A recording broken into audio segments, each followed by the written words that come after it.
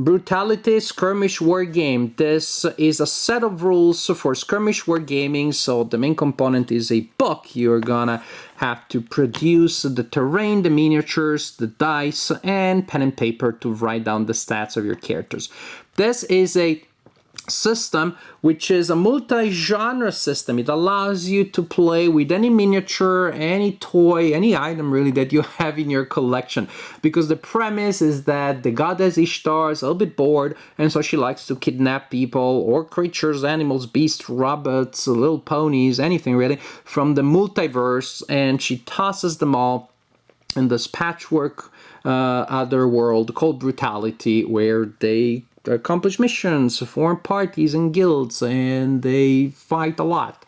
So that's the general idea, which I know for some of you will be really liberating. You'll be like, finally, because it has been brought to my attention that a lot of you miniature wargamers really want to play the game exactly as written, and sometimes you're like, oh no, I would love to play this game, but it requires 12 cyclops and 99 elves and a red-haired priestess with a sarcastic attitude and a bastion of remembrance with a purple gargoyle on top, and I don't have those. I can't play now. That's not how I play, because the beauty is that I'm a lazy miniature wargamer. I already don't like to collect and paint miniatures, so I already use whatever the heck I find. Many miniature wargames that I play with muscle people from back in the day, which are perfectly fine for crazy fantasy adventures. Yes, Stargate, Stargrave, Frostgrave, a lot of other Bushido, a lot of miniature war games I play with these little guys. So Brutality to me maybe is not as innovative or liberating as it is for you, but I think you may still enjoy being able to play with anything that you want, and you feel okay by that. You don't feel guilty repurposing the miniatures from other games, because this is how it's supposed to be. Actually, the craziest it is, the better, because the crazy general experience you have in your play area really matches the madness of the original landscape, of the original setting. So the look of your miniatures here doesn't really matter, and again, I'm going to tell you the shocking thing. It never does. It never does. You can play any miniature game with any miniature you have, unless you're at a tournament. But here you don't have to feel bad for playing the way I do. So there's a lot of world building that went into this. So you're going to have a large section which you're told about the strange universe created by the goddess Ishtar and the different factions. You can really tell that the author is desperately in love with this setting, because again, there was a lot of world building that was placed in here that is not strictly necessary to play the game, but it's an excuse for some fantasy art. And again, if you really want to play it as a role-playing game kind of experience, if you want to pour some of your love in it, then you have a pretty well populated and detailed story world here. As for game itself, the rules of the game, the basic rules are just a couple of pages, really 4 or 5 pages. That's pretty much it. Honestly, the rules, strictly speaking, these are the rules, 5-6 pages. That's the general idea. And then what you have is a lot of missions, these are all awesome missions. You have pre-generated characters. You have basic pre-generated characters, advanced characters, so you can create your own characters, you can create parties using a point system, lots of options around, again, those 4, 5, 6 pages of rules. Looking at the basic characters, so you have the basic melee kind, the fast person, the range specialist, and the support character. All the same point if you're playing with points, so, or just say, hey, why don't you play with 5 basics with 3 melee and 2 fast? Okay, let's do that way. So very easy to set up, especially if you're using, again, the basic characters. It takes a little longer to set up if you're using upgraded characters with powers, but then also that gives you more variety. Characters will have a move value, which is just inches, as simple as that. A fighting stat, dexterity, health, as you guessed, then when it goes down to 0, that's bad. Willpower, attack, saving, and whether they're armed or not in melee. That changes the kind of damage that you inflict. That allows you to roll. If you're armed in a certain attack, allows you to roll on wound tables, and it only applies, you only have it specified for melee because in range combat you always assume to be armed. You don't spit hard enough that would count as a range attack. You gotta have something to throw or project energy at the opponent. So pre-game phases, that's just when you set up the game.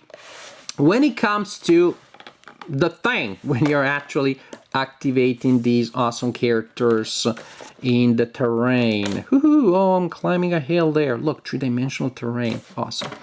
So when you activate a character, players will alternate activating one character at a time, and the structure is fixed.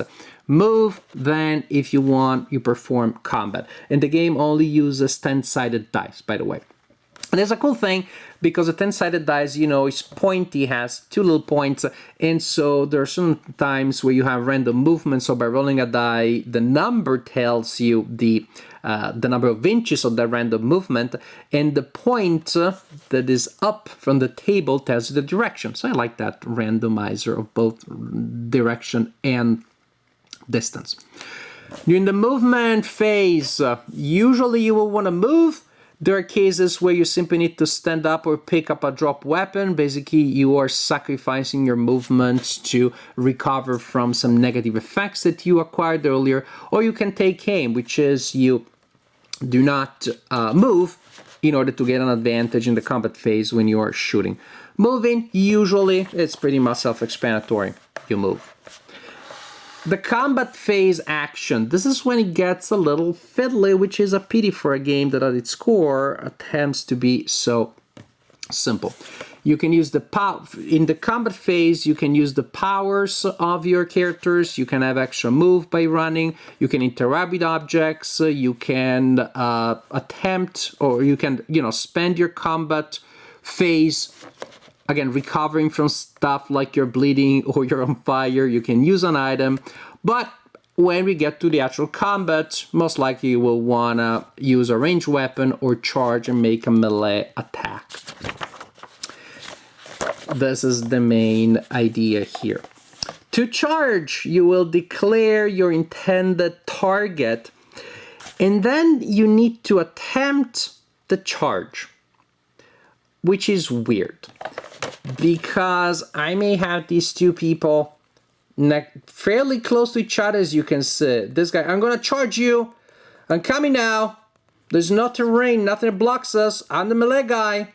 And I'm gonna roll to see if I can charge those 3 inches that separate us. Because I'm gonna get you. I'm getting there. To see if you can charge, there's no explanation why it wouldn't be automatic. You roll a d10, and if the roll is equal to or farther than the distance needed to move into base-to-base contact, then you move the model and you charge into melee. But if it's not high enough, the model wastes their movement, stays stationary, and your melee action ends. So I'm gonna get you. I'm getting there now. I'm totally gonna do it. Nope, I rolled a 1. Oh well, I will not charge you. And maybe you get to charge me. I don't know. I don't understand why that is there, and it doesn't make any sense.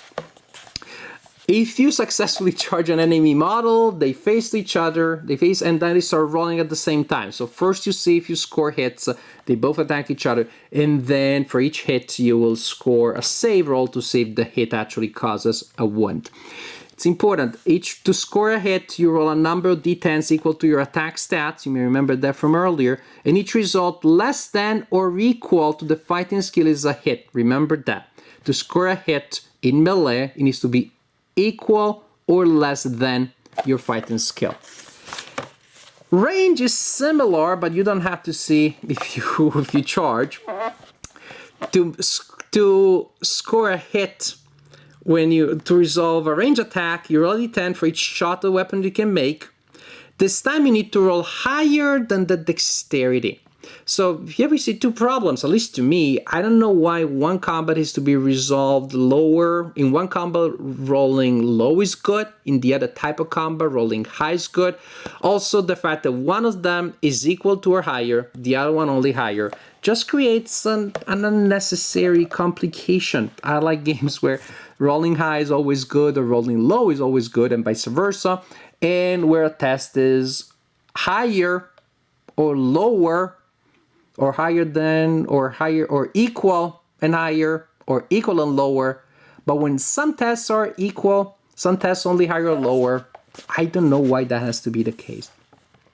When you're saving roll, you roll a d10 for each one that you would take, and this time equal or less again is good, because in a save, equal or less saves you from a hit, cancels a hit. Then you're going to have a ton of other stuff happening, of course, with all the effects and the missions and the terrain. But this is the idea. At its core, it's that simple. You move or recover from a condition. Then you attack or interact with an object, basically, or you recover from a condition. And you roll again in this inconsistent way that allows you to pass a test by rolling high sometimes, or rolling low, or rolling equal, or not, or equal is not enough. In essence, this is how you play Brutality Skirmish Wargame. Look, I'm glad that now you have a game that you can play with any miniatures that you have at home, and you don't have to feel guilty about it. That's very great.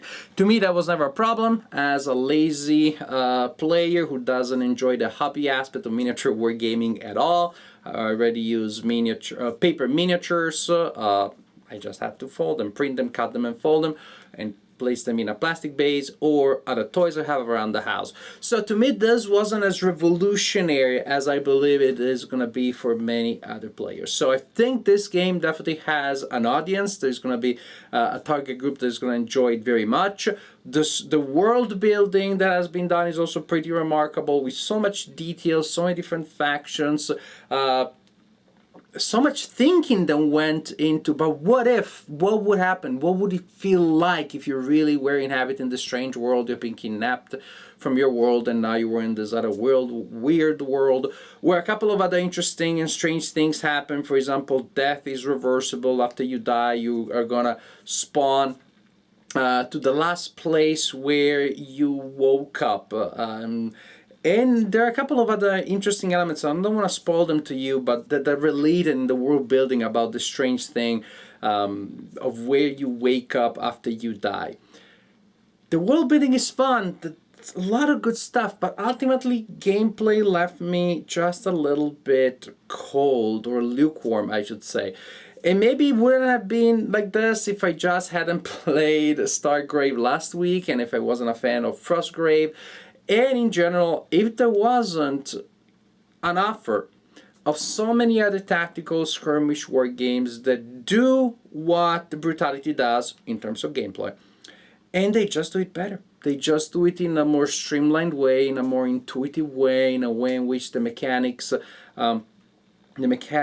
match the theme better.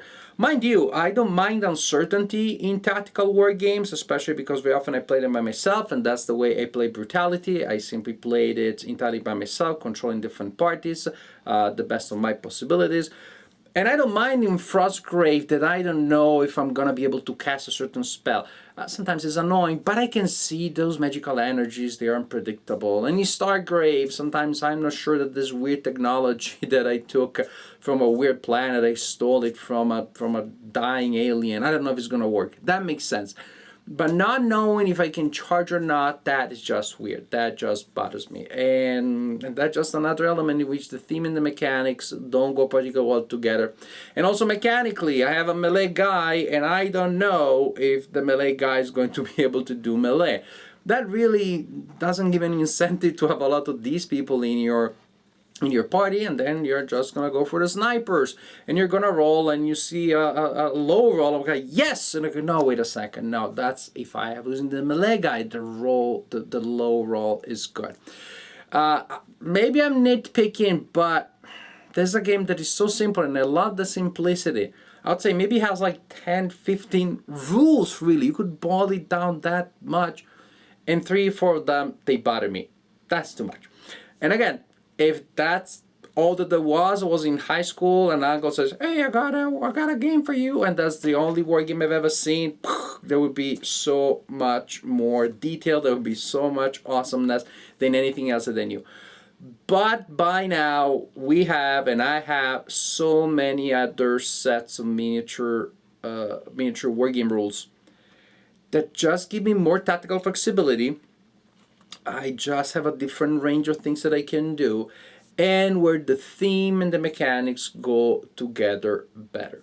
And so that's basically just my assessment of Brutality, Skirmish, Wargames. It's not as intuitive and smooth as you would expect by a game, or by a game that comes out these days when we have such a developed game culture. Or in any case, not just as smooth and intuitive and flexible tactically to be competitive, because there are just so many awesome other options out there. So it's not a bad game, but I don't see myself pulling those rules from the shelf and setting up a game when there are other games on the shelf that do something similar, but they do it better. And again, I don't have the advantage of like finally a game where I can use everything, because again, that doesn't apply to my lazy and sloppy army building, let's put it that way, when I'm just grabbing stuff and I build my army. Anyways, Brutality, Skirmish, Wargame. I think it has an audience. I think it's gonna do well with people that are gonna feel excited to be able to finally play all of those crazy games with a crazy amount of different miniatures. I just don't think I'm part of that community, that's all.